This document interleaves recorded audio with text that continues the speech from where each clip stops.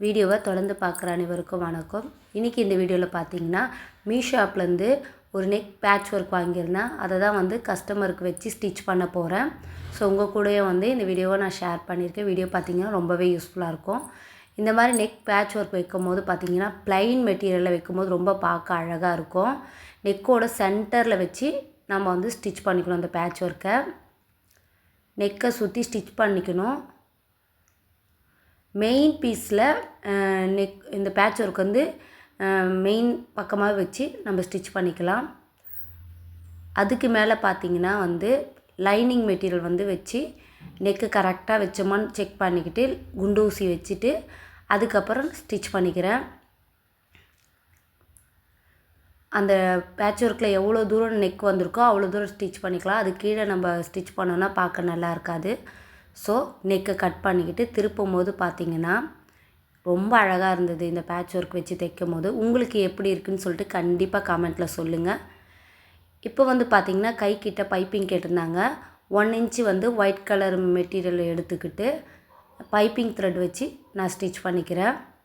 இப்போ கைக்கிட்ட பார்த்திங்கன்னா கொஞ்சம் வீ கட் மாதிரி கேட்டிருந்தாங்க. ஸோ அதனால் வந்து சென்டர் மார்க் பண்ணிவிட்டு அந்த பைப்பிங் வந்து வீ கட் வர மாதிரி நான் ஸ்டிச் பண்ணிக்கிட்டு அது மேலே லைனிங்கை வச்சு தச்சுட்டு அப்புறமா நான் கட் பண்ணிக்கிறேன். இப்போ வந்து பைப்பிங் சென்டராக இருக்குது. இப்போ நமக்கு எவ்வளோ தூரம் பைப்பிங் வேணுமோ அந்தளவுக்கு எடுத்து விட்டுட்டு ஸ்டிச்சிங் நான் வந்து போட்டுக்கிறேன். இப்போ கையில் வந்து சென்டரில் வந்து ஒரு டிசைன் பண்ணலான்னு சொல்லிட்டு எலாஸ்டிக் வச்சு ஒரு மாதிரி பண்ணியிருந்தேன். பார்க்க ரொம்ப அழகாக இருந்தது. இப்போ கையை சுற்றி நான் ஸ்டிச்சிங் போட்டதுக்கப்புறம் வேஸ்ட்டெல்லாம் ட்ரிம் பண்ணிக்கிறேன். இப்போ வந்து ட்ரெஸ்ஸுக்கு பேக்கில் கட்டுற ரோப்பு தான் வந்து ரெடி பண்ணுறேன். 1 இன்ச்சு எடுத்துகிட்டு பைப்பிங் அளவு நம்ம தச்சுட்டு ஊசி போட்டு நம்ம வந்து ரொட்டேட் பண்ணும்போது நல்ல திக்கான ஒரு நாட் வந்து நம்ம ரெடி பண்ணலாம். அது வந்து 3.5 இன்ச்சு நெக்கில் வச்சுட்டு ஸ்டிச் பண்ணிக்கிறேன். நெக்கு பார்த்திங்கன்னா பேக் சைடில் நல்லா லோ நெக்கு கேட்டிருந்தாங்க. ஸோ அதனால் வந்து நான் வந்து நல்லா டீப்பாக வந்து தையல் போட்டுக்கிறேன். இப்போ நெக்கை கட் பண்ணதுக்கு அப்புறமா பார்த்திங்கன்னா ஃப்ரண்ட் சைடு இருக்க பார்த்திங்களா அந்த பேட்ச் ஒர்க்கையும் பேக் சைடு மெயின் பீஸையும் வச்சு ஷோல்டர் ஜாயின் பண்ணலாம். இந்த மாதிரி நம்ம ஜாயின் பண்ணும்போது எப்பவும் சொல்கிற மாதிரி தான் பிசுறு தெரியாமல் இருக்கும், ஷோல்டர் வந்து பிரியாமல் இருக்கும்.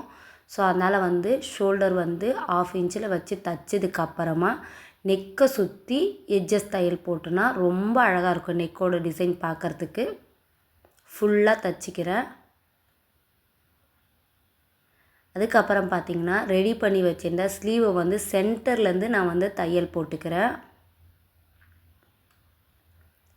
அதுக்கப்புறமா பார்த்திங்கன்னா ஸ்லீவோட நெக்ஸ்ட்டு சைடு இருக்கு இல்லைங்களா, அந்த சைடில் வந்து கரெக்டாக இருக்கான்னு செக் பண்ணிக்கிட்டு ஸ்டார்டிங்லேருந்து எண்டு வரைக்கும் தையல் போட்டுக்கிறேன்.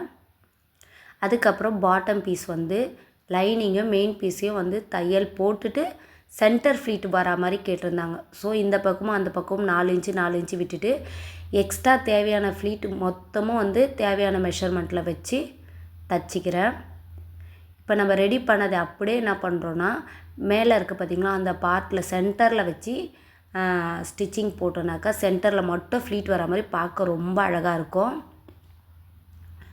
அகெயின் இன்னொரு சைடில் இதே மாதிரி வந்து சென்டரில் 4 இன்ச்சு விட்டுட்டு ஃப்ளீட் எடுத்துகிட்டு லாஸ்ட்லேயும் 4 இன்ச்சு விட்டுட்டேன். இப்போ நார்மலாக நம்ம உடம்பு சுற்றளவு எப்படி மார்க் பண்ணுவோமோ அதே மாதிரி ஹாம்கோல் சுற்றளவு, கை சுற்றளவு, வயிறு சுற்றளவு எல்லாத்தையும் கரெக்டான சுற்றளவு எடுத்துகிட்டு எல்லாத்தையும் மார்க் பண்ணிவிட்டு கீழேருந்து நான் வந்து ஸ்டிச்சிங் போட்டுக்கிறேன். ஒரு ஸ்டிச்சிங் போட்டதுக்கப்புறமா பார்த்திங்கன்னா அகெயின் பக்கத்துலேயே எக்ஸ்ட்ரா ஸ்டிச்சிங் வந்து 2-3 நம்ம போட்டுக்கலாம். அதுக்கப்புறம் பார்த்திங்கன்னா வேஸ்ட்டு ஃபுல்லாத்தையும் கட் பண்ணிக்கிறேன். அதே மாதிரி வந்து பார்த்திங்கன்னா பக்கத்துலேயும் வந்து அதே சுற்றளவு எல்லாத்தையும் மார்க் பண்ணதுக்கப்புறமா பார்த்திங்கன்னா அடுத்த சைடும் வந்து அதே மாதிரி வந்து ஜாயின் பண்ணிக்கிறேன். அளவுகளில் கரெக்டாக இருக்கான்னு செக் பண்ணிக்கிட்டு 2-3 தையல் ஃபுல்லாக நான் போட்டுக்கிறேன். அதுக்கப்புறம் பார்த்திங்கன்னா கீழே பாட்டத்தை வந்து சுற்றி 1/2 இன்ச்சு கேப்பில் வந்து ஃபோல்டு பண்ணி அடிச்சுக்கிறேன். இதுக்கு முன்னாடி பார்த்திங்கன்னா லைனிங்கை நம்ம வந்து ஃபோல்டு பண்ணி அடிச்சிட்டோம். ஸோ இது வந்து மெயின் பீஸ் வந்து கீழே வந்து சுற்றி அடிச்சுக்கிறேன். இந்த ஃப்ராக் ஸ்டிச் பண்ணி காட்டுறதுல உங்களுக்கு பிடிச்சிருந்ததுன்னா கண்டிப்பாக ஒரு கமெண்ட் பண்ணுங்கள். யூஸ்ஃபுல்லாக இருந்தாலும் கண்டிப்பாக கமெண்ட் பண்ணுங்கள். ஸ்லீவில் வந்து இந்த மாதிரி பட்டன் கட்டுனா இன்னும் அழகாக இருக்கும்னு சொல்லிவிட்டு இந்த பட்டன் வந்து கட்டிக்கிட்டு இருக்கேன்.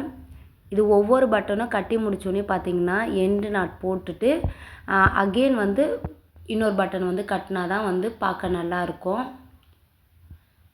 இது ஃபுல்லாக நான் வந்து தைச்சி உங்கள்கிட்ட காட்டியிருக்கேன். இந்த வீடியோ பிடிச்சிருந்தா கண்டிப்பாக ஒரு லைக் பண்ணுங்கள். ரொம்ப பிடிச்சிருந்தா கண்டிப்பாக கமெண்ட் பண்ணுங்கள்.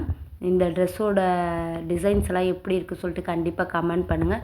நம்ம சேனலை இன்னும் சப்ஸ்கிரைப் பண்ணலாம், ப்ளீஸ் சப்ஸ்கிரைப் பண்ணுங்கள். வீடியோ தொடர்ந்து பார்த்து உங்கள் லவ் அண்ட் சப்போர்ட் தொடர்ந்து தர எல்லாருக்கும் நன்றி. இந்த ட்ரெஸ் எப்படி இருக்குன்னு கண்டிப்பாக கமெண்ட் பண்ணுங்கள்.